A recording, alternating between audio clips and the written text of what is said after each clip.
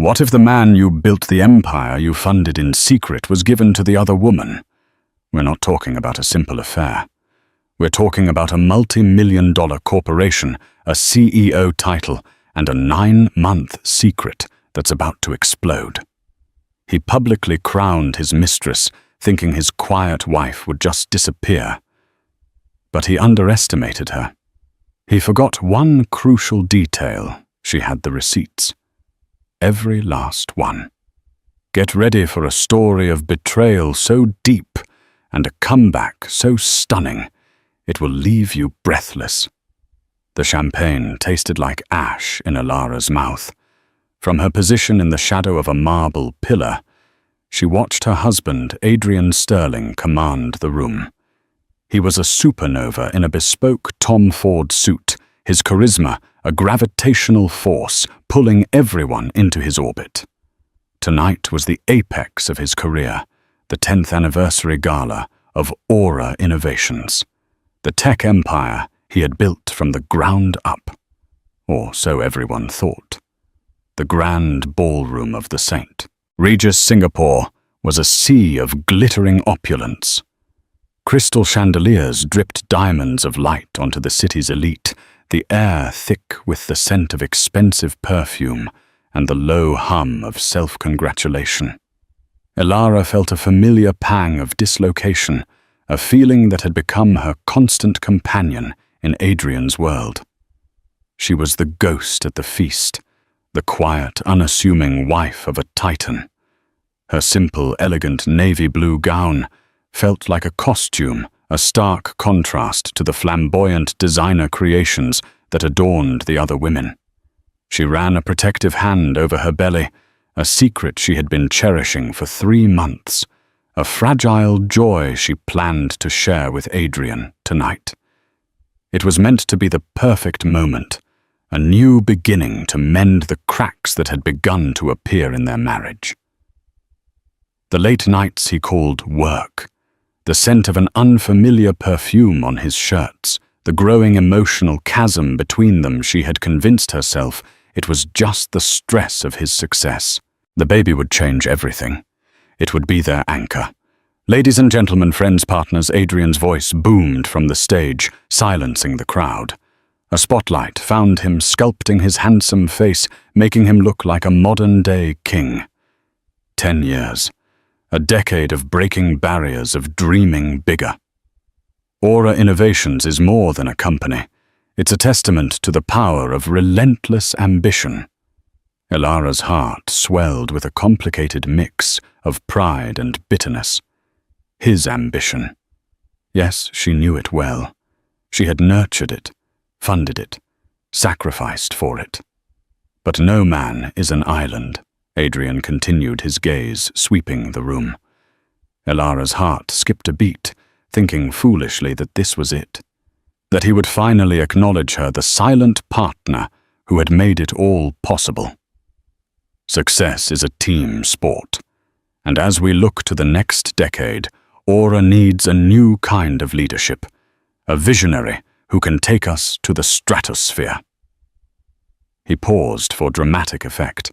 The air crackled with anticipation. "It is my immense honor," he declared, his voice ringing with false sincerity, "to announce the new Chief Executive Officer of Aura Innovations." He turned, extending a hand, not to the wings, not to a seasoned executive, but to the front row, to a woman who rose with the fluid grace of a panther. Isabella Rossi. A gasp rippled through the room. Isabella was a vision in crimson, a stark, fiery slash against the room's cool tones. Her beauty was audacious, her ambition an almost visible aura. She was the company's head of marketing, known for her aggressive tactics, and for being, as the whispers went, Adrian's closest confidant. As Isabella ascended the stage, her hand finding Adrian's, their fingers lacing together in a gesture of shocking intimacy, the floor seemed to fall away from beneath Ilara. The champagne glass slipped from her numb fingers, shattering on the marble floor with a sound that was deafening only to her. No one else noticed. All eyes were on the golden couple, a portrait of power and passion. "Isabella is the future of this company," Adrian said, his eyes devouring her. "Her brilliance, her drive. She embodies the very spirit of Aura." Isabella leaned into the microphone, her voice a sultry purr. "Thank you, Adrian. I promise to lead this company with the same passion you have. We will be unstoppable." The word "we" was a dagger in Ilara's heart. It wasn't a corporate "we." It was personal, possessive. This wasn't a promotion. It was a coronation. The public crowning of his mistress. The room erupted in applause, a wave of sound that threatened to drown her. Ilara stood frozen, the shattered glass at her feet, a perfect metaphor for her life. The baby she carried felt impossibly heavy, a leaden weight of despair. The future she had so carefully planned, the reconciliation she had prayed for, had just been publicly executed. She saw it all with horrifying clarity. Now the late nights weren't about work. They were about Isabella. The faint, sweet perfume was hers. The emotional distance was a chasm he had carved out to make room for another woman. He hadn't just been cheating on her. He had been building a new life, a new future with someone else using her own money. Because Aura Innovations wasn't just his company, it was hers. The name on the incorporation documents was Adrian Sterling's. But the seed money, the critical $500,000 that had breathed life into his fledgling idea 10 years ago, had come from a trust fund her grandmother had left her. "For your security," Ilara, her grandmother, had written in a letter. "Invest it wisely, in something you believe in." She had believed in Adrian. He had come to her with stardust in his eyes and blueprints for a revolution. He was a brilliant engineer with no capital. She was a quiet librarian with a secret nest egg and a foolishly romantic heart. She had given him everything on one condition, that her involvement remained a secret. She hadn't wanted to be the rich wife who bankrolled her husband's hobby. She wanted him to shine on his own for the world to see his genius. She had wanted to be the wind beneath his wings, not the gilded cage. What a fool she had been. He hadn't just flown. He had soared away, leaving her grounded, broken, and now publicly humiliated. As Adrian and Isabella beamed under the spotlight, their hands clasped in victory, a cold, hard resolve began to form in the ruins of Ilara's heart. The shock gave way to a slow, burning rage. The quiet, unassuming wife was gone, shattered on the floor with the champagne flute. In her place, a woman with nothing left to lose was being born. He thought she was weak. He thought she would crumble. He thought he could discard her like a forgotten relic. He had forgotten the most important thing. She wasn't just the wind beneath his wings. She was the one who had bought the damn plane. And she had the receipts to prove it. Ilara turned her back straight and walked away from the celebration, her steps sure and steady. The war had just been declared, and she, the silent, invisible founder of Aura Innovations, was coming to collect. The silence of their sprawling penthouse on Orchard Road was a physical blow. Hours ago it had been a home. Now it was a museum of a dead marriage, filled with artifacts of a shared life that felt like a lie. Ilara walked through the rooms, her bare feet cold on the Italian marble floors. Every object was a memory now tainted. The abstract painting they'd bought in Bali on their honeymoon, the collection of first-edition novels she'd so lovingly curated, the sleek, minimalist furniture that Adrian had insisted upon. It all felt alien, like a movie set she had wandered onto by mistake. She didn't cry. The pain was too deep, too fundamental for tears. It was a tectonic shift in the landscape of her reality. She had spent the last decade pouring herself into the vessel of Adrian's life, making his dreams her own, shrinking herself so he could be larger than life. And for what? To be so easily and brutally replaced. In the master bedroom, a crimson dress was draped carelessly over a chaise lounge. Isabella's. The scent of her perfume, the one Elara could never place, clung to the air, a final suffocating insult. He hadn't even had the decency to hide his betrayal. He had brought his mistress into their bed, into their home, into her life. That's when the rage, a white-hot, purifying fire, finally consumed the numbness. She walked to Adrian's custom-built walk-in closet, a temple to his vanity. Suits from Savile Row, shoes from Milan, watches from Geneva. The trappings of a success she had financed. With a strength she didn't know she possessed, she pulled the suits from their hangers, letting them fall to the floor in a heap of expensive fabric. She swept the rows of gleaming watches and cufflinks into a dustbin. It was a petty act, yes, but it was a start. It was an action. And action was the only antidote to the paralysis of despair. Her own reflection in the closet's full-length mirror caught her eye. She saw a pale, drawn woman with haunted eyes. But beneath the shock there was something new. A glint of steel. The quiet librarian was gone. The accommodating wife was a ghost. The woman looking back at her was a fighter. She had a child to protect now. Not just a legacy. This baby, their baby, would not be born into a world where its father was a fraud and its mother a doormat. She retreated to her study, the one room in the penthouse that was truly hers. It was a sanctuary of old books, warm wood, and the faint, comforting scent of paper and leather. This was where she had made the decision that had sealed her fate 10 years ago. Flashback 10 years ago. Adrian, then a 26-year-old dreamer, with eyes that burned with ambition, had spread his blueprints across her small apartment floor. He spoke for hours, his voice electric with passion, describing an algorithm that could revolutionize data security. He had the genius, the vision, the drive. He lacked only one thing: money.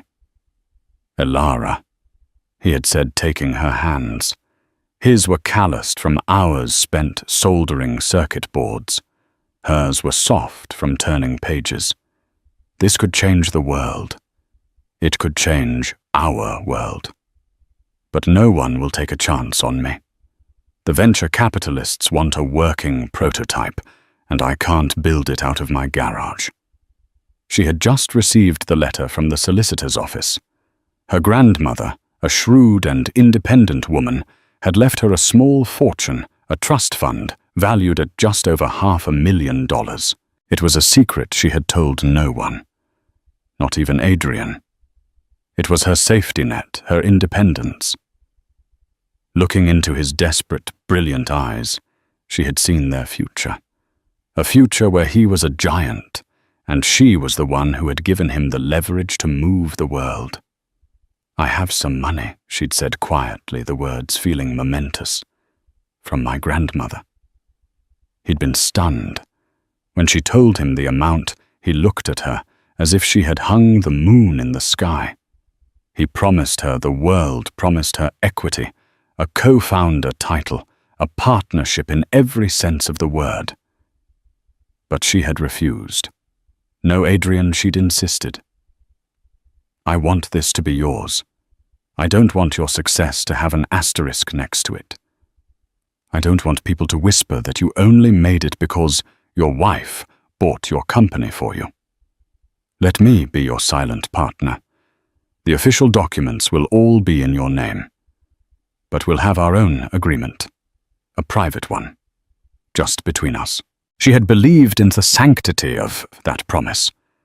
So she'd had her lawyer, a cautious old family friend named Mr. Henderson draft a simple but binding document, a loan agreement.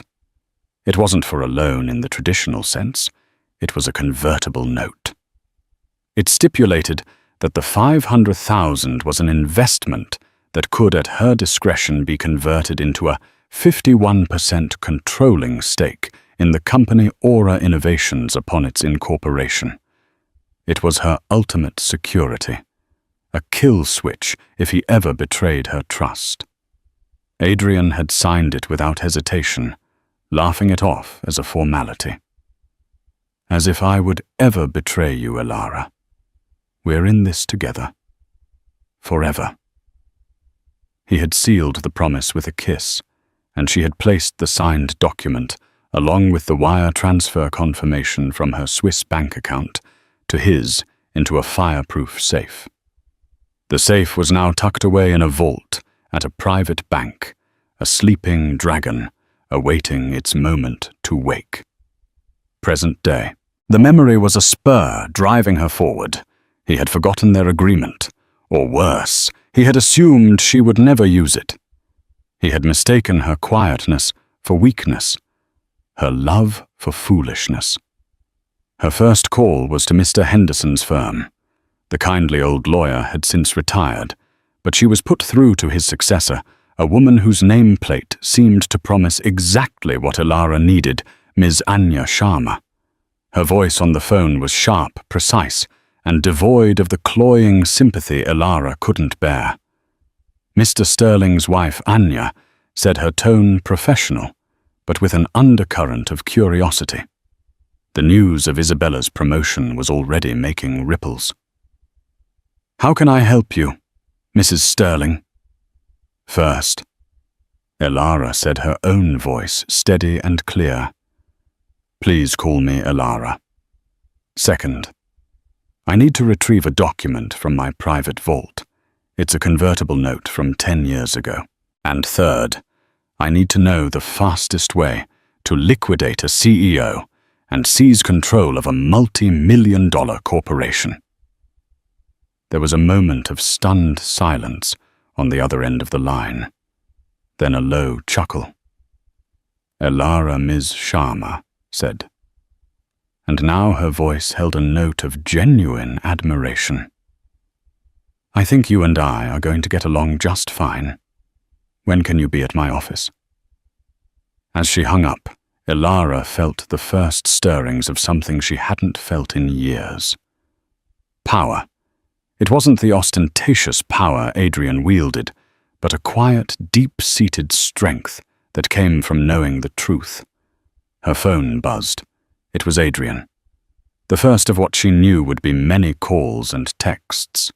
She looked at his name on the screen, then declined the call without a second thought. She blocked his number, then Isabella's. The lines of communication were closed. The next time he heard from her, it would not be as his wife. It would be through her lawyer. She walked to the window, looking out at the glittering Singapore skyline. It was a city built on commerce, on contracts, on the unshakable reality of numbers in a ledger. He had played a game of hearts, and he had cheated. She was about to change the game to one of finance and law, and in that arena, she held the winning hand. The proof was locked away, waiting. The proof that she, Elara Sterling, the invisible wife, didn't just fund the company. She owned it. Anya Sharma's office was a stark contrast to the opulent world Elara was used to.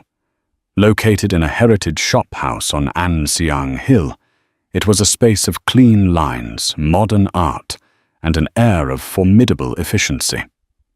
Anya herself was the embodiment of this aesthetic. Dressed in a sharply tailored pantsuit, her dark hair pulled back in a severe bun, she radiated an intensity that was both intimidating and deeply reassuring. She examined the 10-year-old document Elara had retrieved from the bank vault. Her sharp eyes scanned the clauses, her expression unreadable. The original wire transfer confirmation was laid out beside it. "This is airtight," Anya said, finally looking up at Elara. It wasn't a question. It was a statement of fact. A convertible note properly executed witnessed by your solicitor. The language is unequivocal. At your discretion, the $500,000 investment converts to a 51% controlling stake. He signed it. It's a ticking time bomb, and he's forgotten he's been sleeping on it for a decade. He didn't forget. Elara said, her voice low. He just never believed I would press the button. Well, he's in for a rude awakening, Anya replied, a grim smile touching her lips. The first step is to formally notify him of your intent to exercise the conversion. We'll serve him with a demand letter. It will be couriered to his office tomorrow morning. It will inform him that as of the receipt of the letter, you are the majority shareholder of Aura Innovations, and that any and all significant corporate decisions, such as, say, appointing a new CEO, are null and void without your approval. The thought of Adrian's face when he read that letter sent a jolt of vindictive pleasure through Elara, followed immediately by a wave of nausea. The baby inside her kicked a tiny, fluttering reminder of the innocent life caught in this crossfire. This wasn't just about revenge anymore. It was about securing her child's future. A future built on truth, not on a lie funded by a philandering father. What will he do? Elara asked. He'll fight, Anya said, without hesitation. He'll claim duress, or that it was a personal loan that you're misrepresenting. He'll try to paint you as a scorned wife looking for revenge. His lawyers will try to bury us in motions and stall. But they don't have this. She tapped the signed document. This is the ace. They can bluster all they want, but we have the proof. The demand letter landed on Adrian's desk the next morning, like a grenade. Adrian, according to his frantic secretary, who still held a soft spot for Elara, and called her in a panic, went ballistic.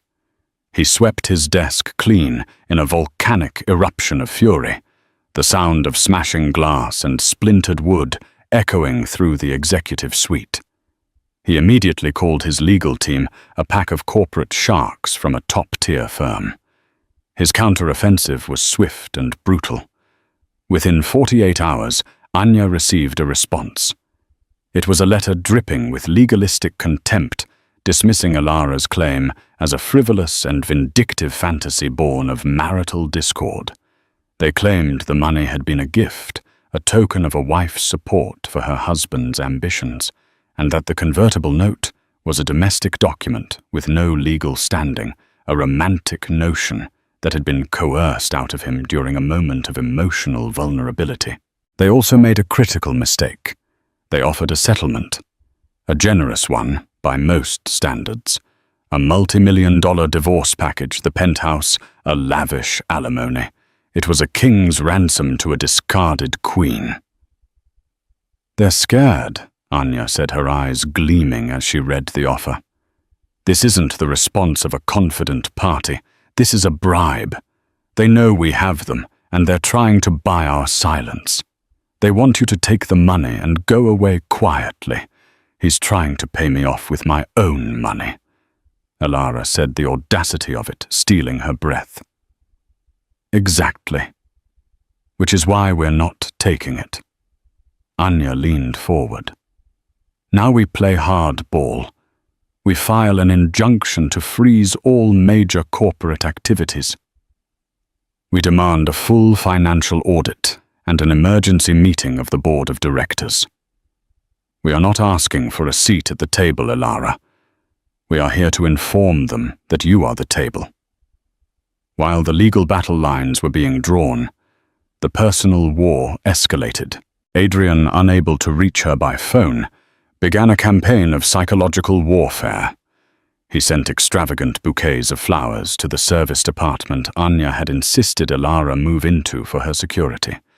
The cards attached were filled with cloying, manipulative words. Don't do this, Elara. Think of what we had. This isn't you. Let's talk just the two of us." Then came Isabella. She appeared one afternoon at a cafe where Elara was meeting a friend. Dressed in a white power suit, she looked every inch the conquering CEO. She approached Elara's table, her smile a carefully calibrated mix of pity and condescension. "Elara, can we talk?" she began, not waiting for an answer.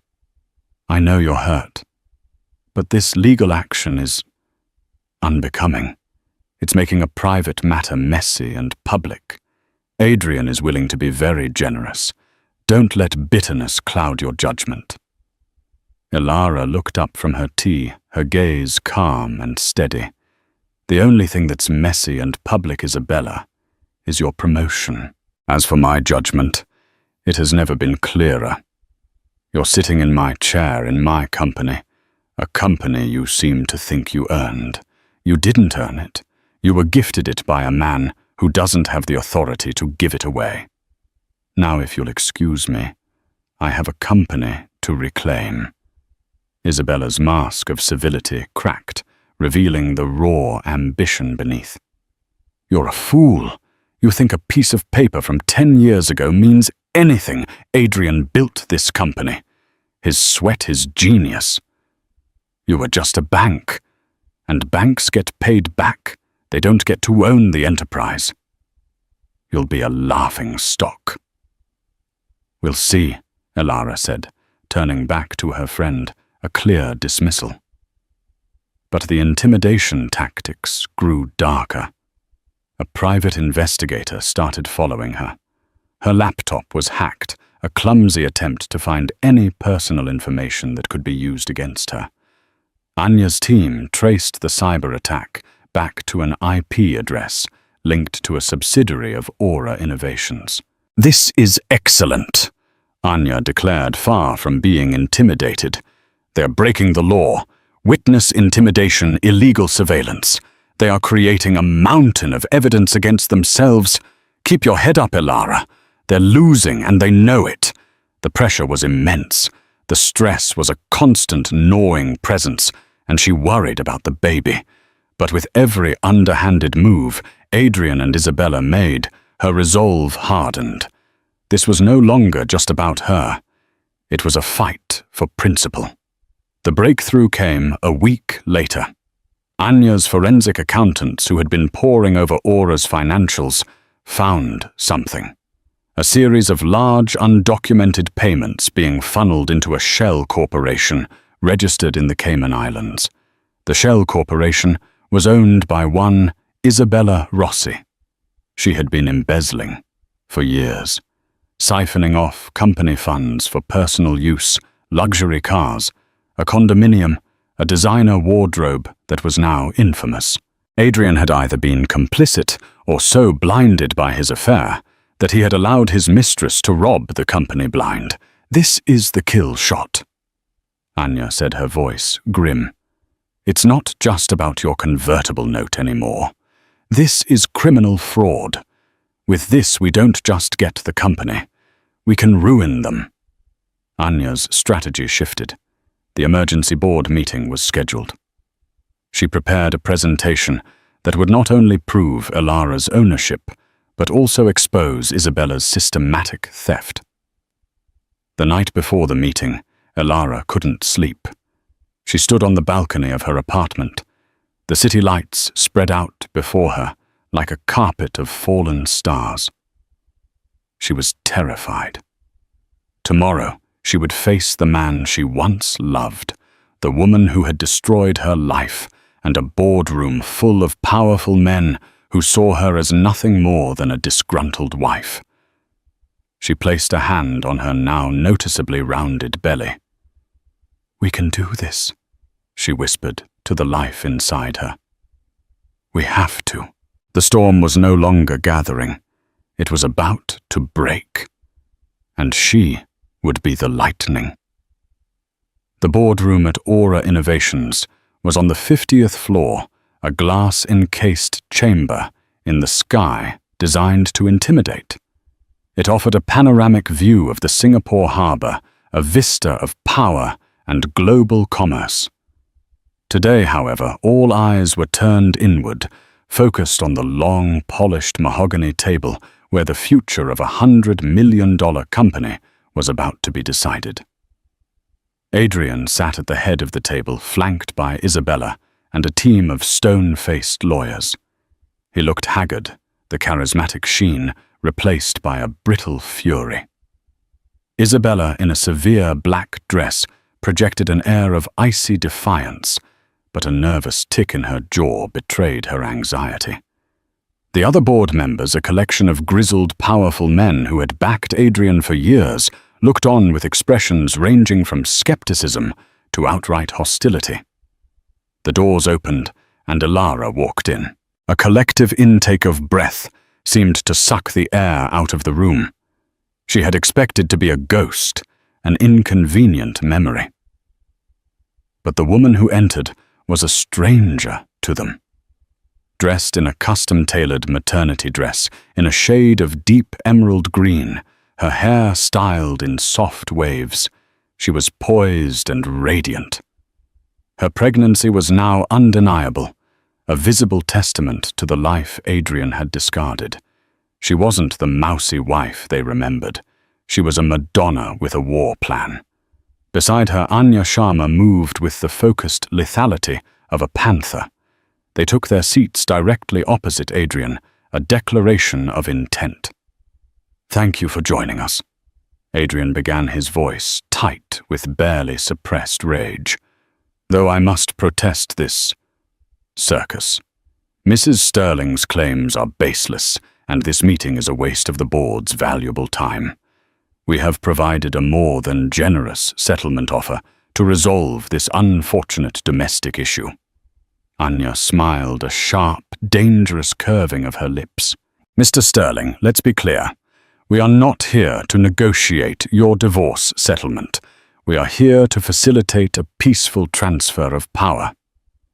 My client, Elara Sterling, is the majority shareholder of this company. This isn't a domestic issue.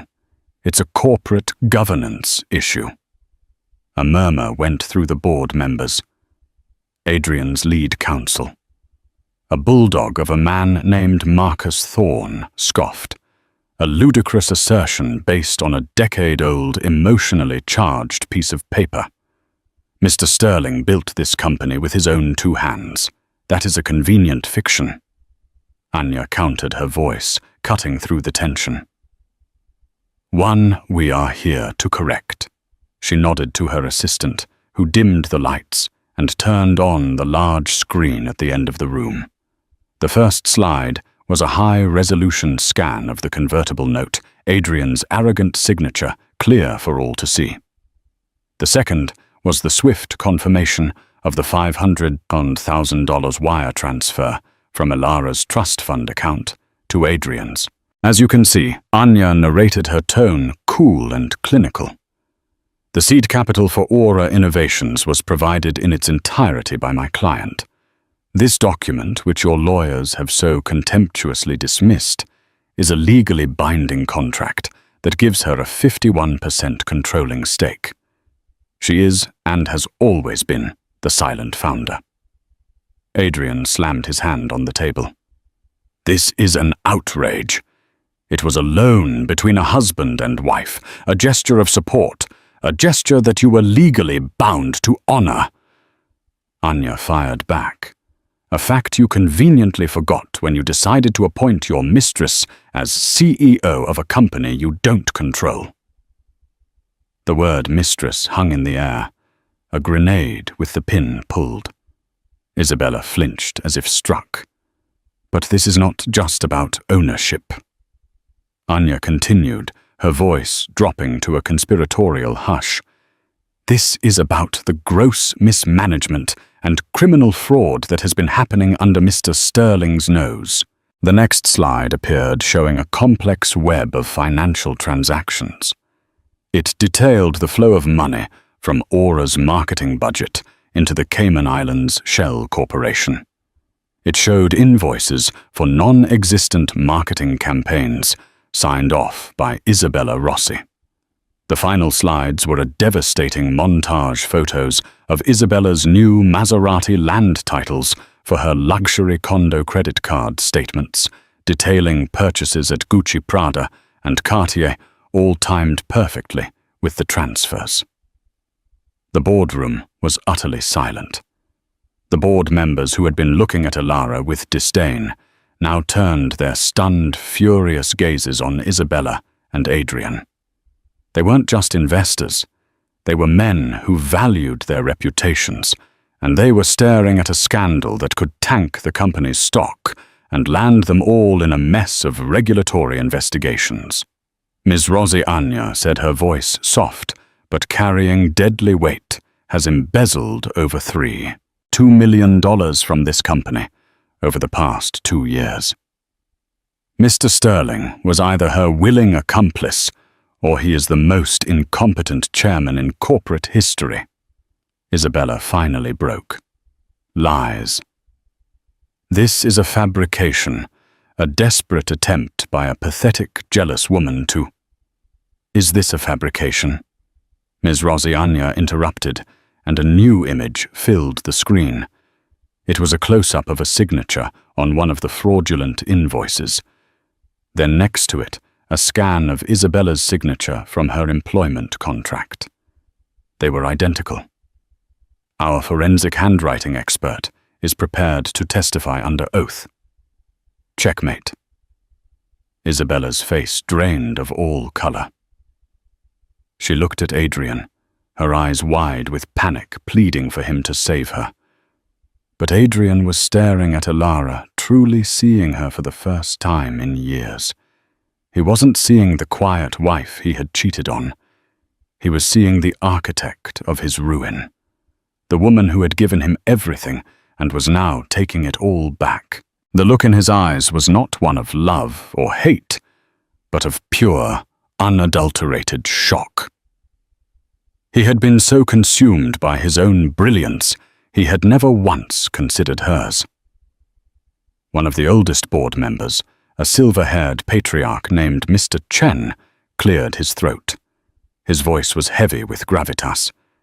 Adrian, Isabella, is this true? Adrian opened his mouth, but no words came out. His entire world, the empire built on a lie, was crumbling around him in real time. Elara spoke for the first time, her voice calm and strong, resonating with an authority no one in the room had ever heard from her.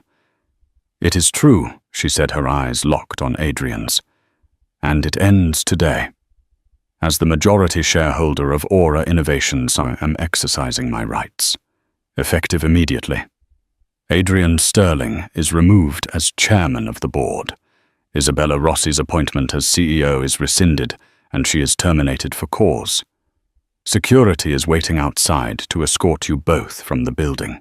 She stood up, placing her hands on the table and leaning forward slightly. She was no longer hiding in the shadows. She was the power in the room.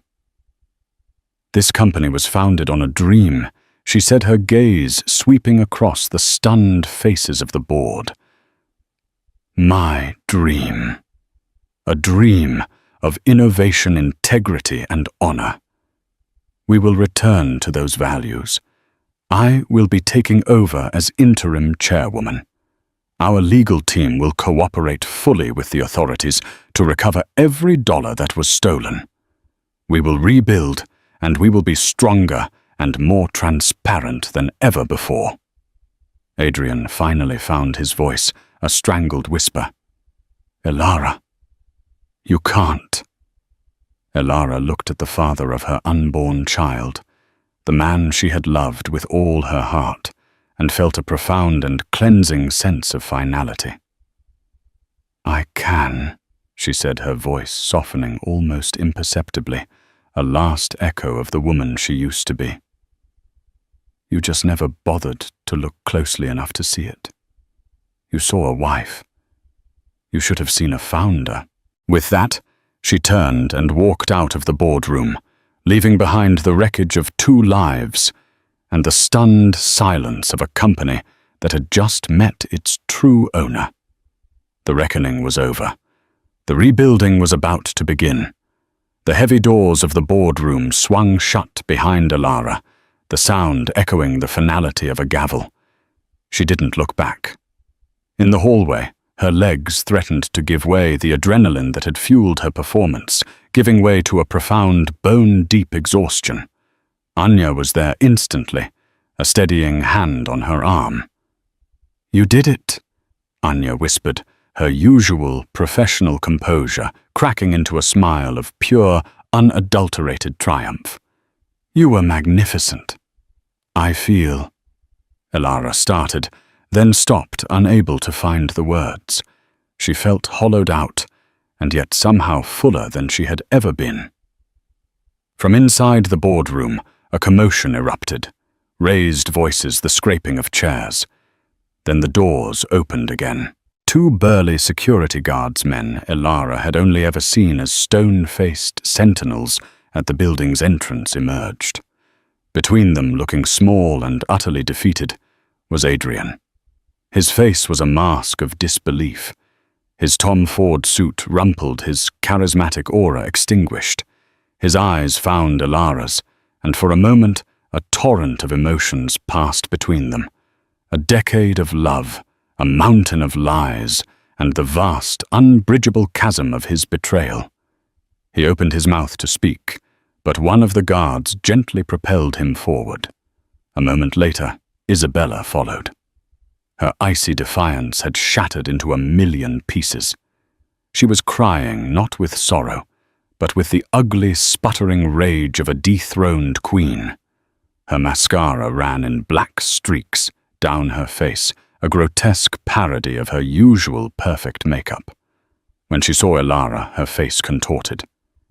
"You will regret this," she shrieked, her voice echoing in the marble hall. "You think you've won? You've won nothing, a company you'll run into the ground, and a bastard child." The word hung in the air, vile and poisonous. Before Anya could step forward, Alara held up a hand, her gaze calm. She looked at Isabella, a woman she could have pitied, but now only saw as a casualty of her own greed. "The difference between you and me, Isabella," Alara said, her voice even, "is that I built this company. I built it for my family, and now I am taking it back for my child. You were just a temporary line item in the expense column. A very, very expensive mistake." Isabella lunged, but the second guard caught her arm easily. As they were escorted to the service elevator, the designated exit for the disgraced Alara, knew she was witnessing the true end. The boardroom door opened a third time. It was Mr. Chen, the senior board member. He approached Alara cautiously, his old eyes holding a newfound respect. "Chairwoman," he said, testing the title. It fit. "On behalf of the board, I want to apologize. We were blind. Your actions today were decisive. You have our full support." This was her first victory as a leader. Not just seizing power, but earning it. The days that followed were a blur of controlled chaos. Alara, with Anya constantly at her side, became the eye of the hurricane. The news of the corporate coup and the embezzlement scandal broke, sending shockwaves through Singapore's business community. But instead of hiding, Alara took control of the narrative. She authorized a press release that was brutally honest, detailing the leadership transition and the discovery of financial irregularities. It painted Aura Innovations not as a sinking ship, but as a company cleansing itself of corruption under a strong, ethical new leader. She held an all-hands meeting in the company auditorium. Standing before hundreds of anxious employees, her pregnancy now a symbol not of vulnerability, but of her fierce commitment to the future, she laid out her vision. "Aura was built on a dream of integrity," she told them. "We lost our way. I am here to find our way back. Your jobs are safe. Your work is valued. The era of secrets and lies is over. Today we begin the era of transparency and trust. She spent the following weeks in back-to-back meetings, immersing herself in the operational details she had only ever known from a distance. She discovered she had a natural aptitude for it, a librarian's love for order and detail combined with a founder's passion. She wasn't just Adrian's wife. She had been his first believer, and she understood the soul of the company better than anyone. Adrian tried to reach her, of course. Pathetic, pleading voicemails at first, then angry, threatening texts sent through his mother's phone. Elara never listened to them, never read them. She instructed Anya to handle all communication. The divorce proceedings were swift and brutal. With the evidence of both infidelity and his complicity in the fraud, he had no leverage. He was left with a fraction of his personal wealth, his reputation in tatters, a pariah in the world he had once ruled. 6 months later, Elara stood in her office, the former chairman's office now redecorated in warm woods, soft fabrics and shelves filled with books instead of self-congratulatory awards. The panoramic view of the harbor no longer felt intimidating. It felt like a promise. The company had stabilized. Under her leadership, Aura had not only survived the scandal, but was emerging stronger, leaner, and with a renewed sense of purpose. She ran a hand over her heavily pregnant belly, feeling a strong kick in response. On her desk, next to a stack of financial reports, was the first framed photo for the new office, a black and white ultrasound image of a tiny, perfect profile. A soft knock came at the door. It was Mr. Chen. "Chairwoman," he said with a warm smile. "The Q3 numbers are in. We're up 15%. Elara smiled back, a genuine, untroubled smile. "Thank you, Mr. Chen. That's a good start." After he left, she walked to the vast window, looking out at the city lights beginning to twinkle in the dusk. She had gone through the fire and emerged not scorched but forged. She had lost a husband, but found herself. The quiet wife, the silent partner, the ghost at the feast. They were all gone. In their place stood Elara, founder, chairwoman, mother. She was the architect of her own life, the master of her own empire, and the guardian of a new one just about to begin. The reckoning was over. Her reign was just beginning. 3 months later, the panoramic view from the 50th floor office was the same, but Elara's world had been fundamentally remade. The centerpiece of the room was no longer the imposing mahogany desk, but a sleek, modern bassinet tucked into a quiet corner. Inside, sound asleep, was Leo. Her son had been born 2 months prior, a healthy, beautiful boy with a tuft of dark hair, and to her private, complicated sorrow. Adrian's eyes. He was the son her life now orbited. Board meetings were scheduled around his feeding times. Late-night work sessions were now spent with a laptop in one hand and a baby monitor in the other. She had discovered a new kind of strength, a fierce, primal power that made her boardroom victory feel like a preliminary round. Aura Innovations was thriving. The story of its dramatic overhaul had become a case study in corporate ethics. Elara, the pregnant CEO, who had ousted her corrupt husband, was a media sensation, though she guarded her privacy fiercely. She was respected, admired, and even a little feared. It was a Tuesday afternoon when the past came knocking. Anya Sharma entered the office, her expression uncharacteristically grim. She closed the door softly behind her. "We have a problem," Anya said, her voice low. "It's Adrian." Elara's blood ran cold. She instinctively glanced at Leo, a protective instinct flaring. What now? Is he contesting the settlement? Worse, Anya said, placing a legal document on the desk. He's petitioning for paternity rights. He's demanding visitation. Elara stared at the document. The formal legal language, a violation of her new peaceful world. After months of silence, after being utterly vanquished here, he was again a ghost rattling his chains. He wants to see Leo Elara stated the words tasting like poison. He's framing it as a heartfelt plea from a repentant father. Anya explained, her tone laced with cynicism.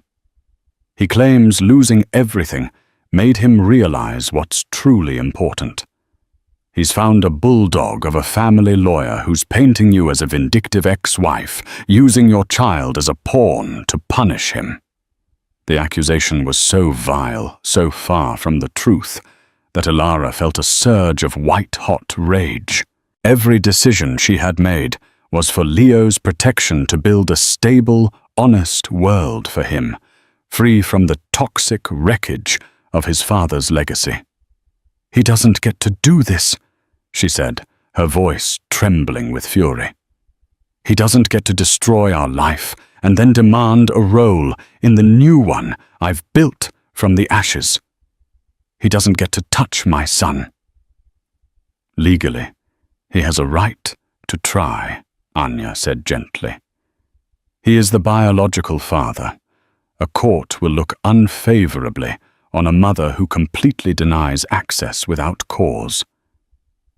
Without cause, Elara's laugh was sharp and humorless. He conspired to defraud his own company. He publicly humiliated me. He has shown no moral compass whatsoever. He is the cause.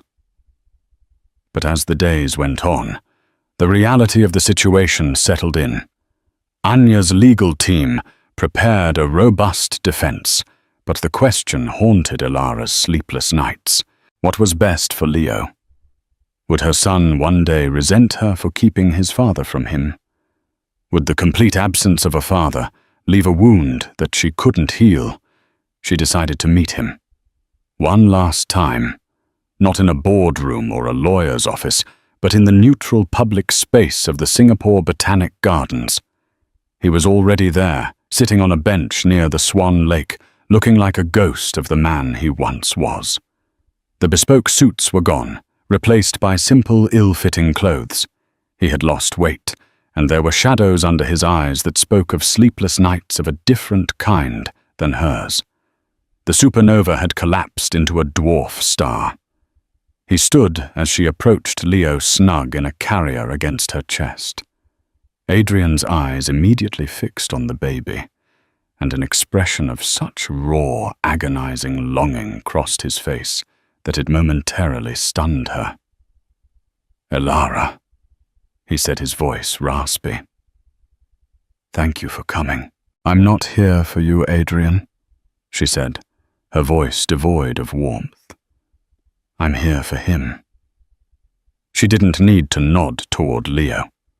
He was the entire reason for this meeting. "He's perfect," Adrian whispered, taking a half step forward before stopping himself. "He looks like you." "He has your eyes," she replied flatly. It was a fact, not a concession. For a long moment, they stood in silence, the sounds of the gardens, the chatter of tourists, the cry of a distant bird filling the space between them. "I know what you think of me," he began, his gaze falling to the ground. "And you're right. I was a fool. I was arrogant, and I was cruel. I lost myself, Elara, when I stood in that boardroom and watched you take everything I hated you. But after the hate, after the anger, there was nothing. Just a giant, empty hole where my life used to be. And in that emptiness, the only thing I could think about was him. My son." He looked up, and for the first time she didn't see the manipulative CEO or the cheating husband. She saw a broken man. "I'm not asking for your forgiveness," he said. "I don't deserve it. And I'm not asking for a place in your life. I just want a chance to have one in his. Let me be his father. Please." Elara looked from Adrian's desperate face to the sleeping baby on her chest.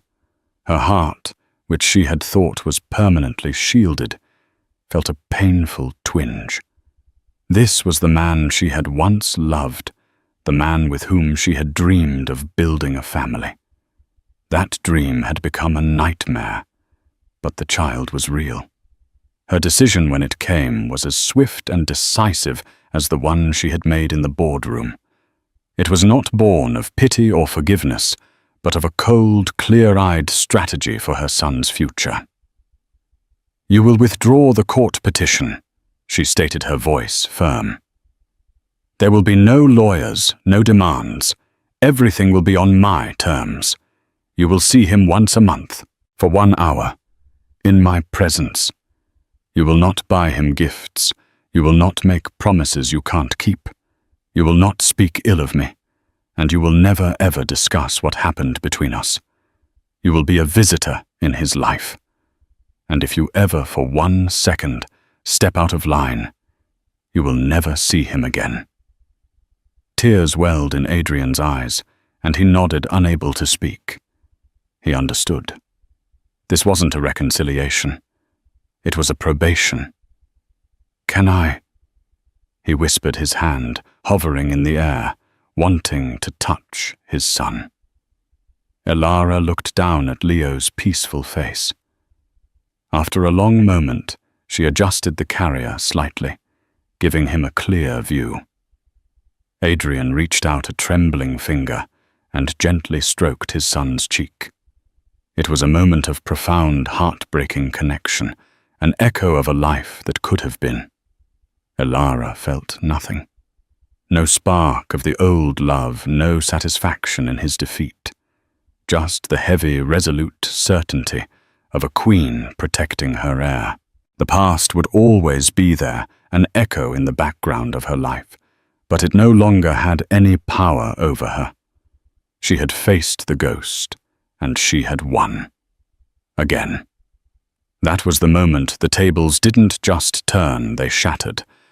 Elara Sterling walked out of that boardroom, not as a victim, but as a victor, ready to build a new empire on the ashes of betrayal.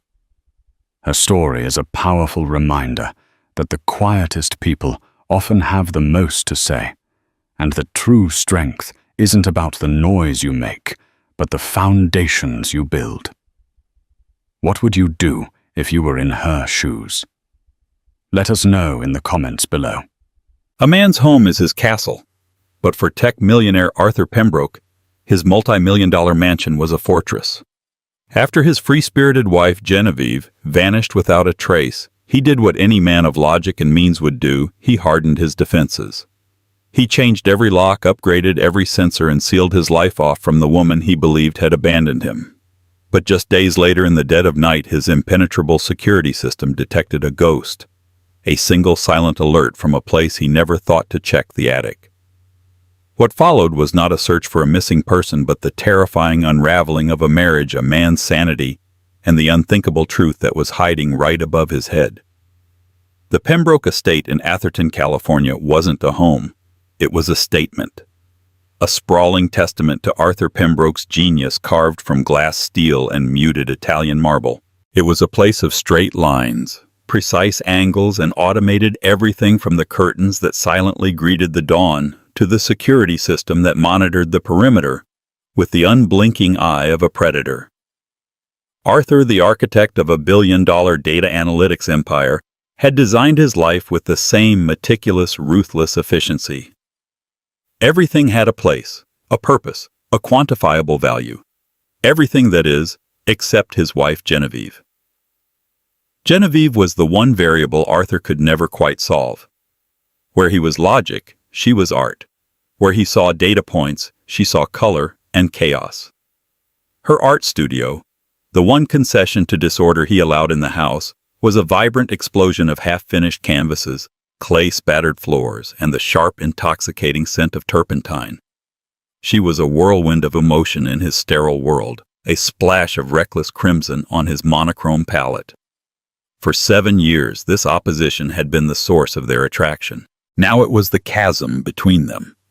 The argument, the one that would precede the silence, was about something as trivial and as profound as a gala. The Prometheus Initiative Gala. A night for Silicon Valley royalty to congratulate themselves on their philanthropy. "It's non-negotiable, Jen," Arthur had said, not looking up from the tablet that was a permanent extension of his hand. He was standing by the floor-to-ceiling window overlooking a garden so perfectly manicured, it looked like a computer rendering. "My name is on the sponsorship list. Our presence is required." Genevieve was by the fireplace, its gas-powered flames dancing prettily, but offering no real warmth. She was twisting a silver ring on her finger, a habit she had when she felt cornered. "Your name Arthur, not ours. I'm just the handbag, the wife accessory you trot out to prove you have a human side." "That's absurd," he clipped, finally looking at her. His gaze was sharp, analytical. He wasn't hearing her feelings. He was parsing her statement for logical fallacies. "Our partnership is a strategic asset." "A strategic asset?" She repeated the words, tasting like poison. "Is that what we are? Did you run the numbers on our marriage? Calculate the ROI on my love. Don't be dramatic. This is about maintaining the image that affords you your hobby." He gestured vaguely in the direction of her studio. It was the wrong thing to say. He knew it the moment the words left his lips. He saw the light in her vibrant green eyes flicker and die. She didn't shout. She didn't cry. She just went still, a terrifying, absolute stillness. "You're right," she said, her voice unnervingly calm. "It's a very expensive hobby." She turned and walked out of the room. Arthur, assuming this was merely a temporary ceasefire, went back to his tablet. He expected her to reappear in an hour, perhaps with a sarcastic apology that they would both pretend was sincere. He expected the familiar rhythm of their conflict and resolution. But the hour passed. Then 2. When dinner time came, the automated kitchen had prepared his usual meal of grilled salmon and asparagus, but the place setting across from him remained empty. He ate alone in the cavernous dining hall, the silence broken only by the click of his fork on the plate. He called her phone. It went straight to voicemail. He sent a text. "This is childish. Come down." No reply. By 10 p.m., annoyance had curdled into a strange, unfamiliar unease. He walked through the house. Her studio was dark. Her car, a vintage convertible she adored, was still in the garage. Her purse was on the kitchen counter, her keys beside it. Her phone, he discovered, was lying on her bedside table.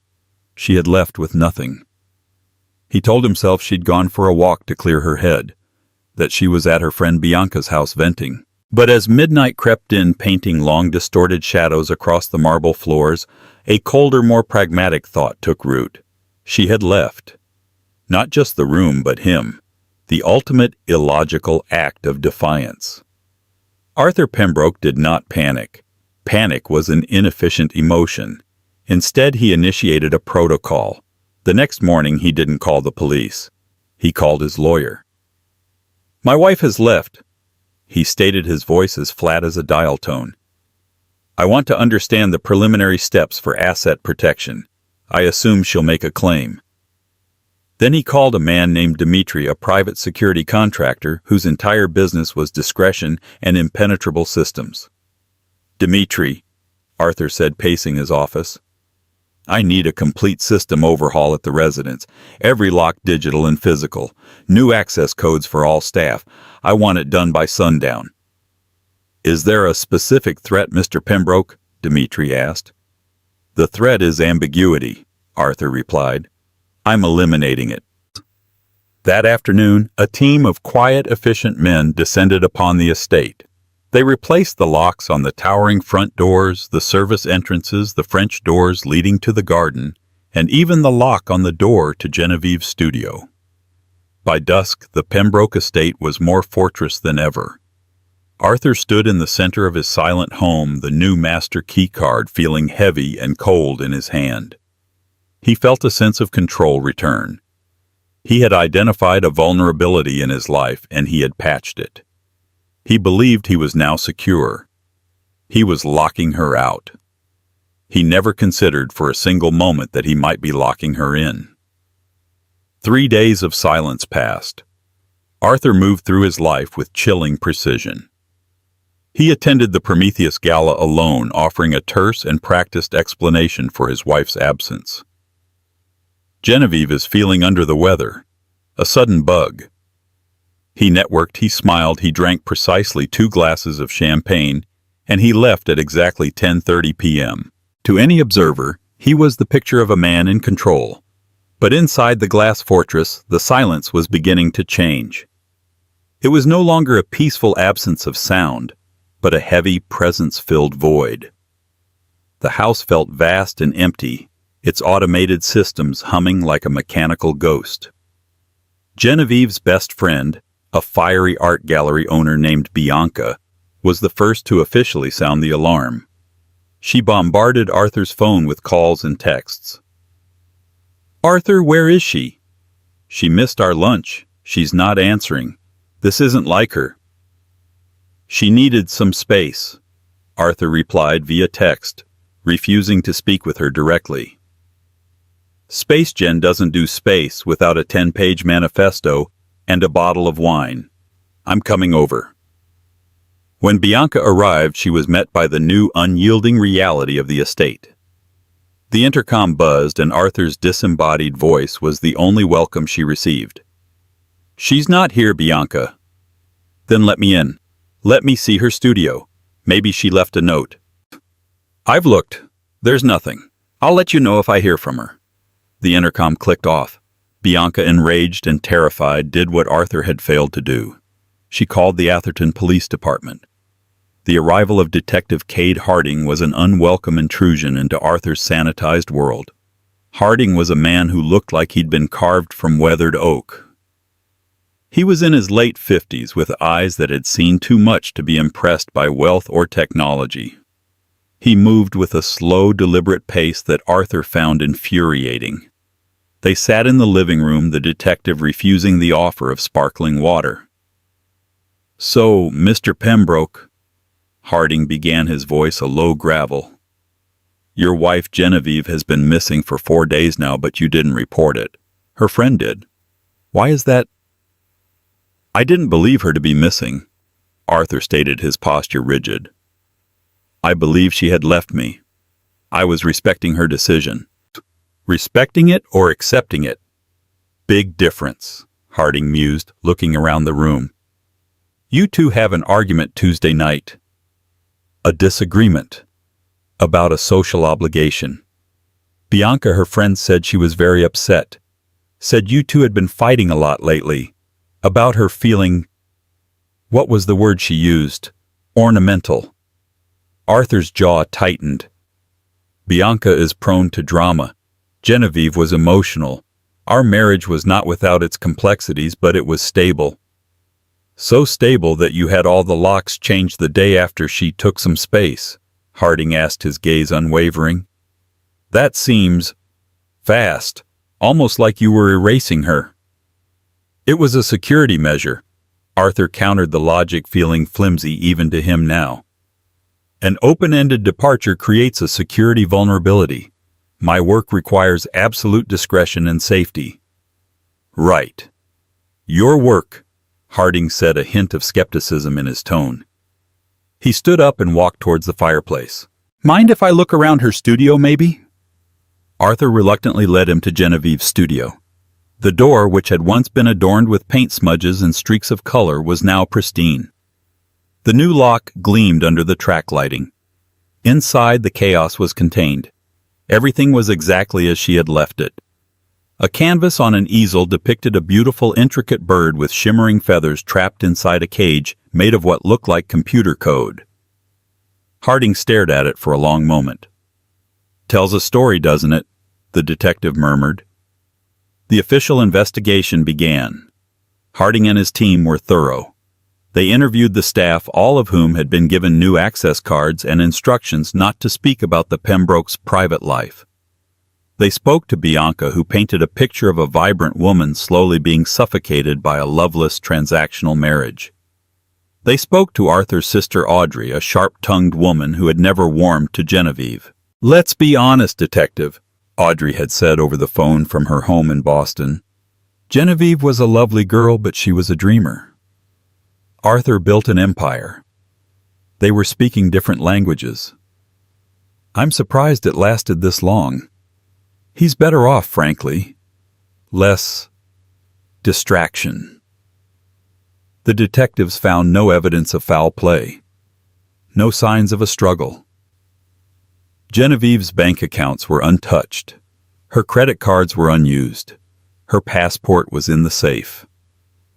The narrative solidified. Genevieve Pembroke, an unhappy wife, had walked away from her gilded cage with nothing but the clothes on her back, seeking a new life, free from her controlling husband. The media caught wind of the story. Tech mogul's wife vanishes. Arthur's carefully constructed image began to crack. He was portrayed as a cold, unfeeling automaton, a man who changed the locks before he shed a tear. The public narrative was a conviction in itself. Arthur retreated deeper into his fortress, his frustration mounting. He was a man who solved problems. This was a problem he couldn't solve with money or code. The police were useless. The media was a pack of jackals. He was alone, surrounded by the ghost of his wife, her absence a screaming indictment. He felt a rage he hadn't felt in years, a rage at her for creating this chaos, for making him the villain in a story he didn't write. The house was secure, but his world was falling apart. It happened on the 8th night of her absence. The house was tomb silent. Arthur was in his office, a sanctuary of glowing screens and humming servers, trying to lose himself in lines of code. Sleep had become a foreign country he could no longer visit. Every time he closed his eyes, he saw the unfinished painting in her studio, the bird in the digital cage. At 2:17 a.m., a notification pinged on his central control panel, a small, discrete sound he had programmed himself. It was not the jarring alarm of a perimeter breach, but a low-priority internal alert. He glanced at it, annoyed at the distraction. "Alert motion detected. Zone attic. Sensor M7. Arthur stared at the screen. The attic. It was impossible. The attic was a dead space, a repository for forgotten things, old furniture from the previous owner's seasonal decorations. They never used, boxes of his old academic papers. It was sealed, locked, and fortified like every other part of the house. The motion sensor up there, M7, was an old one, part of the original system he'd kept on the grid more for the sake of completion than actual security. His first thought was a malfunction. A glitch. A rat. He was a man of logic. He ran a diagnostic on the sensor. Status M7. Okay. Voltage normal. Connectivity stable. The system insisted it was working perfectly. Another ping. Alert motion detected. Zone attic. Sensor M7.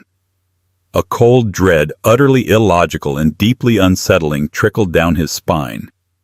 A rat wouldn't trigger the sensor twice in such a short span. The sensors were calibrated to detect heat signatures and mass above a certain threshold, specifically to avoid false alarms from rodents. He pulled up the architectural schematic of the house on one of his monitors, zooming in on the 3rd floor. The attic spanned the entire length of the main wing. Access was through a single drop-down ladder in the ceiling of the 2nd-floor hallway, a hallway he hadn't walked down in months. He got up, his movements stiff. The silence of the house seemed to press in on him as he left the humming sanctuary of his office. He walked up the floating glass staircase to the 2nd floor. The hallway was dark, the motion-activated lights casting pools of sterile white light at his feet as he moved. He stood directly below the access panel in the ceiling. It was a faint white square, seamless and unobtrusive. There was a key for the panel lock, a simple old-fashioned metal key that was kept in a security box in his office. He hadn't touched it since they moved in. He told himself this was ridiculous. It was a spider building a web over the sensor lens. It was a draft. But he couldn't shake the feeling of being watched. The absolute certainty that he was not alone in his impenetrable fortress. He went back to his office, retrieved the key, and returned to the hallway. His heart was hammering against his ribs, a frantic, disorderly rhythm that offended his sense of control. His hand was slick with sweat as he inserted the key into the nearly invisible lock on the panel. He turned the key. With a soft click, the lock disengaged. A folding ladder was attached to the door. He pulled it down, its metal sections unfolding with a series of loud, echoing clanks that sounded like gunshots in the dead quiet. He paused, listening. There was nothing. Just the whisper of the air conditioning. Dust motes danced in the beam of his phone's flashlight as he pointed it up into the dark maw of the attic. The air that wafted down was stale and thick with the smell of old wood and forgotten time. "Hello!" he called out, his voice sounding thin and foreign. The silence that answered was absolute. Steeling himself, he began to climb the metal rungs cold beneath his hands. His head and shoulders emerged into the darkness. He swept the flashlight beam across the space. It was exactly as he remembered it, only bigger and more menacing in the dark.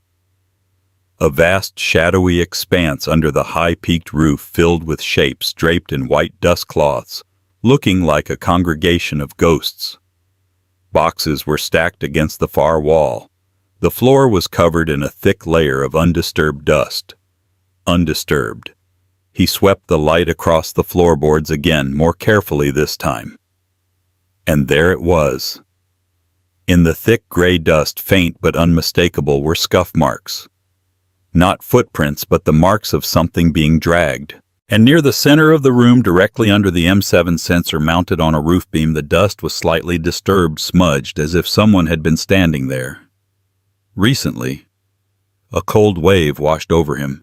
He scanned the entire space again. The rafters, the corners, behind the shrouded furniture. Nothing. No one. He retreated back down the ladder, his mind racing, trying to fit this new impossible data into a logical framework. An intruder. How they would have had to bypass the perimeter alarm, somehow get to the second floor undetected, and pick the specialized lock on the attic panel. It made no sense. A homeless person. A squatter in Atherton.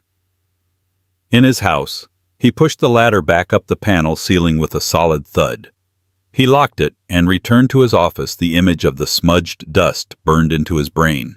He sat in front of his monitors, but he wasn't looking at code anymore. He was staring at the small green icon for sensor M7. It was dormant, quiescent, but he knew it was lying. That night, Arthur Pembroke did not sleep at all. He sat in the dark, watching the monitor, waiting for the ghost in his machine to move again. The fortress was no longer a refuge. It was a trap, and he was inside it with something he couldn't see, couldn't understand, and couldn't control. The days that followed were a slow-motion collapse of Arthur's psyche. The man who lived by data and predictable outcomes was now haunted by a single erratic variable, the motion sensor in his attic. It would go off at random, maddening intervals, sometimes twice in an hour, followed by a full day of silence. Once it pinged relentlessly every 15 minutes between 3:00 a.m. and 4:30 a.m., a systematic torment that felt almost deliberate. Each time, Arthur would check the attic. He installed a high-resolution low-light camera pointed directly at the spot beneath the sensor, but the footage showed nothing, just an empty, dusty space. He would climb the ladder, his flashlight beam cutting through the darkness, and find nothing but the same faint smudges in the dust, perhaps a fraction more pronounced than before. He started talking to himself. "It's the wiring," he'd mutter, pacing his office. "The temperature fluctuations are causing the passive infrared sensor to misfire." He spent an entire day researching the sensor's technical specifications, trying to find a logical explanation. He convinced himself it was a faulty unit and ordered a new one. Dmitri, the security contractor, came to install it. He was a broad, impassive man who never asked questions. "You want a new sensor for the attic, Mr. Pembroke? No problem. And run a full diagnostic on the entire Zone 7 loop," Arthur commanded.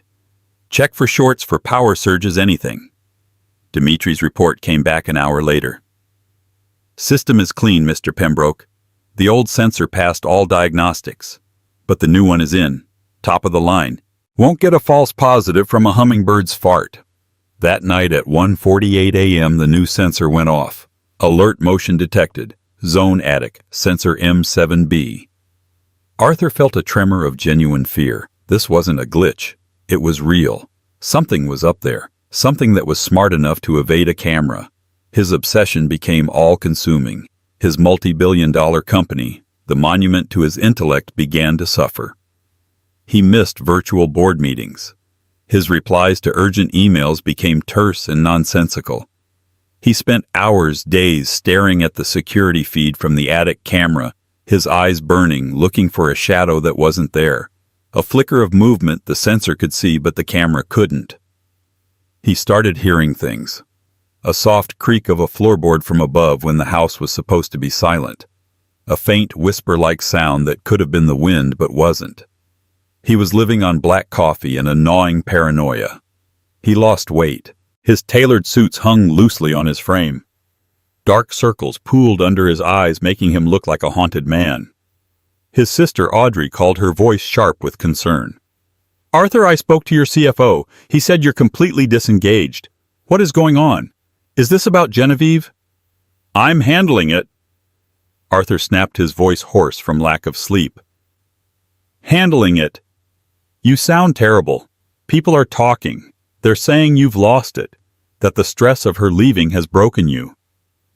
"I have not broken," he roared, slamming his hand on his desk. He looked at the monitor displaying the attic feed. Empty, silent, mocking him. "I'm just working through a complex problem." Detective Harding called for an update, his voice laced with professional pity. "Mr. Pembroke, we've exhausted all our leads. No financial activity, no contact with friends. The consensus is she's gone off-grid. We're scaling back the active search. Of course, the case remains open." "You're giving up," Arthur said, the words flat. "We're prioritizing resources," Harding corrected gently. "Unless some new evidence comes to light. Is there anything, Mr. Pembroke? Anything at all you haven't told us?" Arthur thought of the sensor alerts, of the sounds. He opened his mouth to tell him, but stopped. What would he say? That his house was haunted, that a ghost was triggering his state-of-the-art security system. They already thought he was a cold-hearted eccentric on the verge of a breakdown. This would confirm it. They might even think he was fabricating it to distract from his own potential involvement. "No, detective," he said, his voice a dry whisper. "Nothing new." The worst part was the doubt. He would stand in the stark minimalist kitchen in the middle of the night, the silence of the house pressing down on him, and wonder if it was all in his head.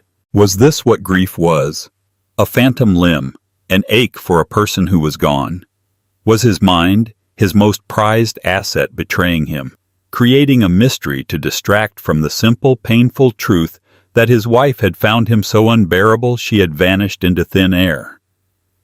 He set up audio recorders in the attic. Tiny voice-activated devices hidden in the corners. For 2 days they recorded nothing but silence. Then on the third night he played back the recording and heard it. It was faint, almost imperceptible beneath the low hum of the house's ventilation system, but it was there. A sound. A soft, choked sob. It lasted only a second, but it was undeniably human. Arthur felt the floor drop out from under him. It wasn't a ghost. It wasn't a glitch. It wasn't his imagination. It was a person. A person hiding in his attic for almost 2 weeks. A person who was crying. The possibilities crashed through his mind, each more terrifying than the last. A deranged stalker. A meticulous thief waiting for the right moment to strike. But how did they get in? And how had they survived for so long? There was no food up there, no water.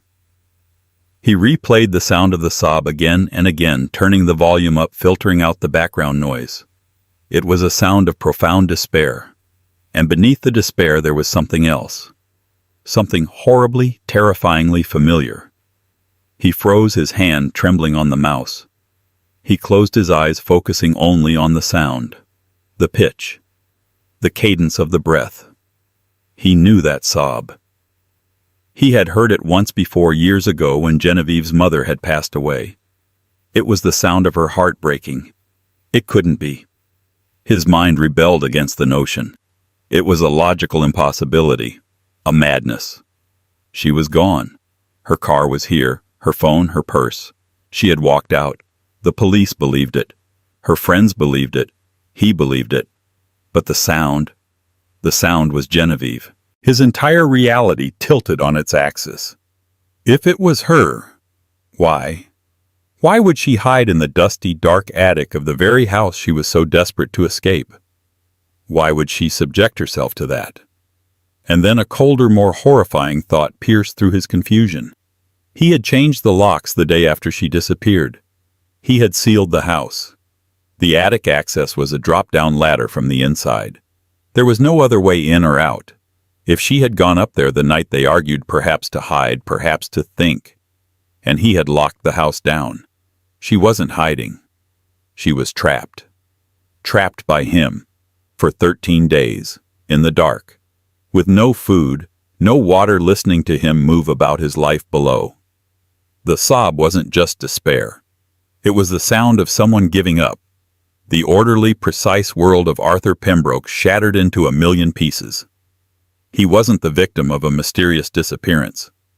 He was a monster. He was a jailer who didn't even know he had a prisoner. The realization was a physical blow. Arthur staggered back from his desk, a strangled gasp escaping his lips. He saw the last 2 weeks through a new, horrific lens, his coldness, his immediate call to his lawyer, his order to change the locks. He had acted not like a concerned husband, but like a man sealing a tomb. Genevieve. Trapped. Listening. He pictured her huddled in the dark, hearing the security team moving through the house, the clicks of the new locks slotting into place, sealing her fate. Hearing him leave for the gala. Hearing him eat his solitary meals. Hearing her friend Bianca plead at the intercom, only to be turned away by his cold, disembodied voice. The motion sensor alerts weren't a ghost. They were a desperate cry for help. The scuff marks in the dust were from her growing weaker, trying to get his attention. The sob he had recorded was the sound of her hope finally dying. How was she even alive? Humans could survive weeks without food, but only days without water. His mind, now frantic and desperate for a solution rather than an explanation, seized on a single detail of the house's architecture. The attic had old copper piping running through it, part of the original plumbing for the house before its modern renovation. On humid nights, condensation would form on those pipes. It wouldn't be much, but perhaps, just perhaps, it was enough. He had to go up there, now. But how? If he stormed up shouting her name, he might frighten her to death. She was likely weak, terrified, and in a fragile mental state. He had to be careful. He went to the kitchen, his movements jerky and uncoordinated. He filled a large bottle with water and grabbed a handful of protein bars from the pantry. He found a blanket in a linen closet. It felt like a pitifully small offering for the horrors he had inflicted. He returned to the second-floor hallway, his heart a frantic drum against his ribs. He pulled down the ladder, the metallic clatter sounding like an accusation in the silent house. This time he didn't call out. He just started climbing the supplies clutched in one hand. As his head rose into the attic space, the beam of his powerful flashlight cut a wide, bright path through the oppressive darkness. He swept it across the familiar scene of shrouded furniture and stacked boxes. "Jen," he whispered, his voice cracking. "Genevieve, are you here? It's me. It's Arthur." Silence. The thick, dead silence of a place that holds a terrible secret. He pulled himself all the way into the attic, placing the water and food gently on the dusty floorboards. "Jen, please. I know you're here. I heard you. I am so sorry." He moved slowly, deliberately, sweeping the light into every corner, behind every shape. He was terrified of what he might find. And then he saw it. Behind a large, cloth-draped armoire from a bygone era, he saw a small collection of objects that did not belong. He moved closer, his breath catching in his throat. There was a small, grimy jam jar holding perhaps an inch of murky water. He looked up and saw where it had come from, a slow, steady drip of condensation from an old copper pipe directly above. It was her water source. Beside it lay a small, antique wooden box. It was her mother's jewelry box, though he knew she kept nothing of value in it anymore. Just old letters, photographs, sentimental trifles. This must be what she came for the night she disappeared. She had come to retrieve the one thing that was purely hers, a link to a life before him, before the gilded cage. And then he saw the nest. In a small alcove between two stacks of boxes, she had pulled down several of the dusty cloths from the furniture and fashioned a makeshift bed. It was a pathetic, heartbreaking sight. On the floor beside the nest of cloths was a piece of splintered floorboard. On its surface, something had been scratched over and over with a nail or a sharp rock. It was a calendar, 13 vertical lines with the 14th started but unfinished. He was standing in her prison cell, a cell he had created. He swept the light around the nest one more time, and it fell upon a small notebook open to a page filled with faint, spidery handwriting. It was one of his old engineering notebooks she must have found in a box. He picked it up with a trembling hand. The writing was weak, the sentences fragmented. It was her diary of captivity. Day 3. The locks. I heard them. Click, click, click. All day. Dimitri's voice. Arthur told him to change everything. He thinks I left. He didn't even look for me. He just deleted me. Day 5. So thirsty. The pipes sweat at night. Taste like metal and dust. Better than nothing. I heard Bianca at the door. I wanted to scream, but I was too weak and too afraid. What would he do if he found me day 8? The sensor.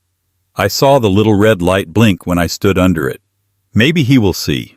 Maybe the machine will tell him I am here. The machine is the only thing he listens to. Day 11. He came up. I hid behind the chest. I held my breath until my lungs burned. He pointed his light everywhere. He didn't see me. He left. He locked it. He didn't even know he locked it. Day 13. I don't know how much longer. It's so cold. I think of the sun. I heard him laugh downstairs. He was on the phone. A business call. A sound from another world. My world is this dust and this darkness.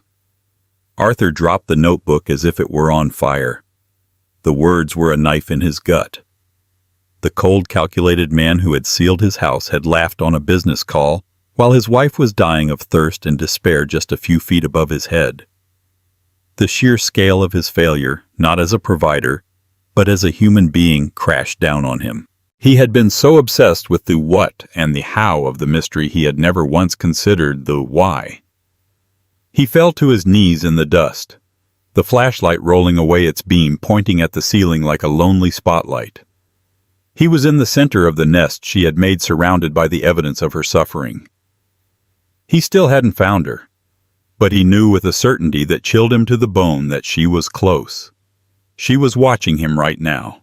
He felt her eyes on him from the shadows. She had seen him discover her world. She had seen him read her words. The next move was his. Arthur remained on his knees for what felt like an eternity, the dust and the silence of the attic pressing down on him. The knowledge of her presence was a palpable thing, a static charge in the air. She was here, watching, waiting. He was the intruder in her desperate sanctuary. His first instinct, The old Arthur instinct was to solve the problem. Find her. Bring her downstairs. Call a doctor. A logical sequence of events. But the man who had read that notebook knew that logic was the weapon that had created this nightmare. This required something else. Something he had long ago buried: vulnerability.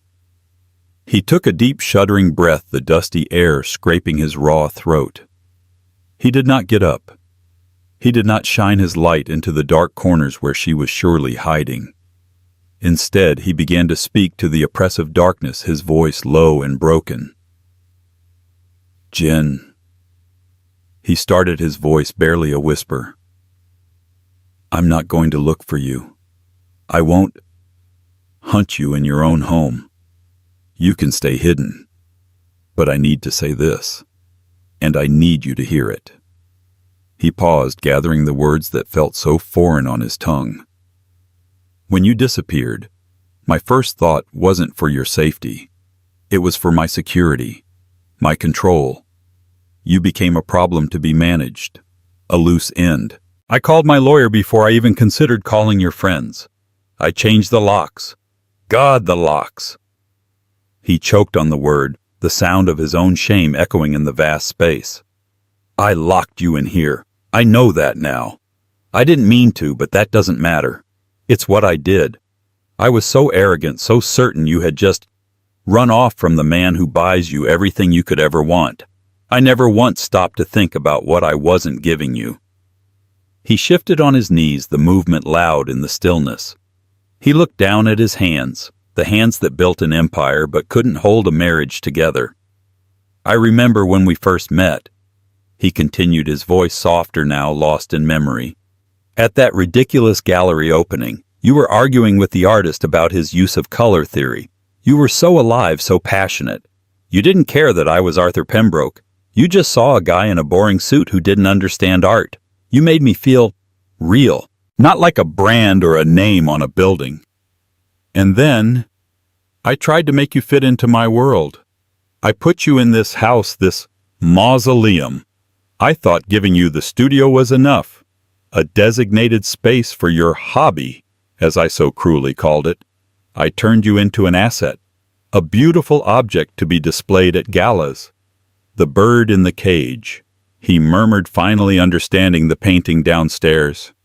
"You were painting your own portrait, weren't you? And I was too blind to see it." He looked towards the makeshift bed, the pathetic collection of cloths. "These last 2 weeks, while you were up here fighting to survive on drops of water, I was downstairs being angry at you. I was angry that you had disrupted my perfect orderly life. I was the victim in my own head. The narcissism of it. It's breathtaking." He fell silent. He had laid his soul bare to the shadows. He had offered no excuses, only a full and complete confession of his failings. Now the silence that answered was different. It was charged, waiting. For a full minute, nothing happened. Arthur began to fear he had been wrong, that she had somehow slipped away, or that she was too weak to respond, or worse, that she had heard him and had judged him unworthy of an answer. Then from the deepest, darkest corner of the attic behind a stack of old shipping crates came a sound, a faint rustling scrape. Arthur held his breath. He didn't move a muscle. Slowly, a figure emerged from the blackness. It was a silhouette at first, frail and unsteady.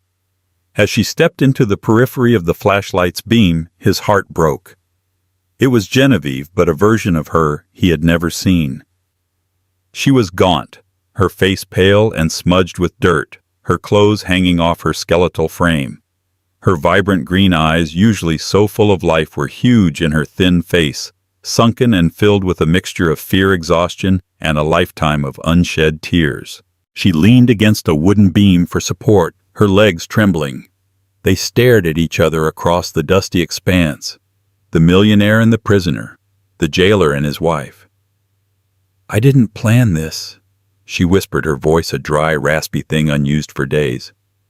"I came up here, that night, to get my mother's box. I was going to leave Arthur. I was really going to go." She took a shaky step forward.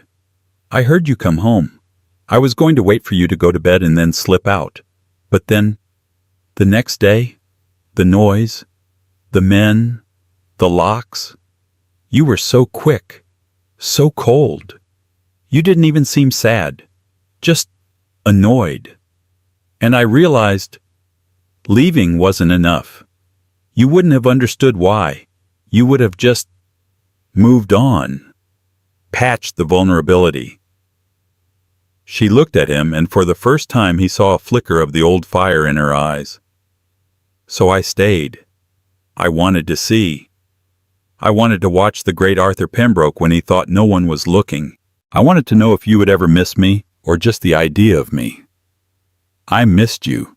He said, the truth of it hitting him with the force of a physical impact.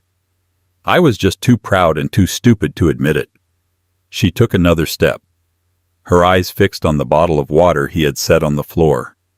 Her thirst was a visible thing, a primal need. Arthur pushed it gently across the dusty floorboards toward her. She stumbled forward, fell to her knees, and grabbed the bottle with trembling hands. She twisted the cap with difficulty and brought it to her lips, drinking deeply, water spilling down her chin and onto her dirty shirt. The sound was raw, elemental. After a long moment, she lowered the bottle, gasping for air. She looked at him, her eyes clearer now, the immediate fog of dehydration lifting. "What now, Arthur?" she rasped. He had no algorithm for this, no flowchart. For the first time in his adult life, he had no idea what the next step was. And for the first time, that felt right. "First," he said, his voice thick with emotion, "we get you out of here. We get you help. And then, we talk. For real this time. No strategies. No assets. Just truth." She watched him for a long moment, her gaze searching his face. She saw the brokenness there, the shattered pride. She saw the man she had once fallen in love with emerging from the wreckage of the mogul he had become. Slowly she nodded. Arthur rose and walked towards her, his steps hesitant. He knelt in front of her, and with a gentleness he didn't know he possessed, he reached out and brushed a smudge of dirt from her cheek. She flinched at the contact, then ever so slightly leaned into his touch. In the dusty, forgotten attic of their perfect house, surrounded by the ghosts of their failed marriage, a fragile, terrifying new beginning was born. The descent from the attic was a slow, surreal affair. Arthur supported Genevieve's frail body, her arm draped over his shoulder, her feet shuffling weakly on the ladder's rungs. Every step down was a step into a new, uncertain reality. The harsh, sterile light of the second-floor hallway seemed to blind them both. He didn't call an ambulance. He knew instinctively that this could not become a public spectacle. This was their private cataclysm. He called his personal physician, Dr. Alistair Finch, a man who owed his discreet practice to the patronage of Silicon Valley's most secretive figures. "Alistair," Arthur said, his voice steady despite the tremor in his hands. "I need you at my house. Now. No questions. The highest level of discretion is required." While they waited, Arthur led Genevieve to their master suite, a room she hadn't slept in for over 2 weeks. He ran a bath for her, and she didn't protest, sinking into the warm water, with a sigh that seemed to release years of tension. While she bathed, Arthur threw away the untouched salmon and asparagus that the kitchen had prepared for his dinner. He made her toast the simplest of foods, and she ate it slowly, like someone learning to taste again. Dr. Finch arrived and was a paragon of professional calm. He assessed Genevieve with gentle hands, his face betraying nothing: dehydration, malnutrition, extreme exhaustion, and shock. He administered an IV drip, his movements efficient. He asked no questions about the circumstances, treating it as he would any other medical emergency. But his eyes, when they briefly met Arthur's, held a deep, unspoken gravity. For the next few days, the house became a convalescent ward. Genevieve slept mostly, a deep, profound sleep that was both healing and an escape. Arthur watched over her, canceling every meeting, ignoring every demand from his empire. He sat in a chair by her bed, not working, not reading, just watching her breathe. In her sleep, her face lost its haunted look, and he could see glimpses of the woman he had married. When she was awake, they spoke. Not about the attic, not yet. They spoke of small things, the weather, a book she had wanted to read. He told her about a ridiculous bug in a new piece of software, and for the first time in years she laughed, a small, weak sound that was the most beautiful thing he had ever heard. Bianca was the first person they told. She arrived, her face a mask of fury and fear, ready to tear Arthur limb from limb. But when she saw Genevieve pale but safe, her anger dissolved into tears. She hugged her friend, rocking her gently. She shot Arthur a look that could have melted steel, but she said nothing, recognizing that the situation was far beyond simple condemnation. The reckoning came a week later. They sat in the garden, the California sun warm on their faces. Genevieve was stronger, wrapped in a soft cashmere blanket. "I need to leave this house, Arthur," she said, her voice quiet but firm. "I can't heal in the place that was my prison." Arthur nodded. He had known this was coming. "I know. I've already made some calls. I'm selling it." Genevieve looked at him surprised. "Selling it? But it's your masterpiece." "It's a failed experiment," he replied, looking at the sharp, unforgiving lines of the glass structure. "It's a monument to control. And control almost killed you. I don't want to live in it anymore." She was going to stay with Bianca. They decided on a trial separation, a word that felt both clinical and terrifyingly real. There were no discussions of lawyers or assets this time. Just space, time. Their last conversation before she left took place in her studio. The painting of the bird in the digital cage was still on the easel. "Why didn't you scream?" He asked the question that had tormented him. "When you heard me up there, why didn't you just make a sound?" She looked at him, her eyes full of a sad wisdom. "Because I wasn't sure which version of you would find me, Arthur. The man I married, or the man who changes the locks. I had to wait and see who would come looking, the jailer or the husband." He had no response to that. It was the unvarnished, brutal truth. Genevieve left that afternoon. The silence that descended on the house was different this time. It wasn't the heavy, accusatory silence of her absence, but a lighter, more contemplative quiet. It was the silence of a blank page. Over the next few months, Arthur dismantled his old life with the same efficiency he had used to build it. He sold the house. He stepped down as CEO of his company, taking on a less demanding role as a board chairman. He sold the sports cars and the automated gadgets. He and Genevieve started therapy both individually and together. The sessions were brutal, excavating years of misunderstandings, resentments, and the slow creeping loneliness that had defined their marriage. He learned about the suffocating weight of his expectations. She learned to give voice to her needs before they became a desperate, silent protest. Their future was an unwritten design. There was no guarantee they would get back together. The damage was deep, the trauma real. But for the first time they were building something together, not with steel and glass, but with fragile, honest words. One day, Arthur visited Genevieve at Bianca's apartment. He brought no flowers, no expensive gifts. He brought a single, simple sketchbook and a set of charcoal pencils. "I thought, maybe you'd want to design something new," he said, holding it out to her. She took it, her fingers brushing his. She smiled, a real, genuine smile. Not the one for the galas, but the one he remembered from the gallery all those years ago. "Maybe," she said, "but this time we design it together." The path forward was uncertain, but it was no longer dark, and it was a path they would walk for the first time side by side. The story of Arthur and Genevieve Pembroke is more than just a mystery of a vanishing wife. It's a chilling exploration of what can happen when communication dies and we become strangers in our own homes. Their multi-million-dollar fortress became a symbol of emotional isolation, proving that the most secure walls can't protect a relationship from the secrets hiding within. It's a stark reminder that what we don't say can be far more damaging than any argument, and that sometimes the person we've lost is living right above our heads waiting to be heard. What would you have done in Arthur's position? What would you have done if you were Genevieve? Let us know your thoughts in the comments below. If this story of love obsession and the dark truths of a marriage captivated you, please hit the like button, share it with someone who appreciates a real-life drama, and be sure to subscribe to our channel for more stories that uncover the secrets we keep.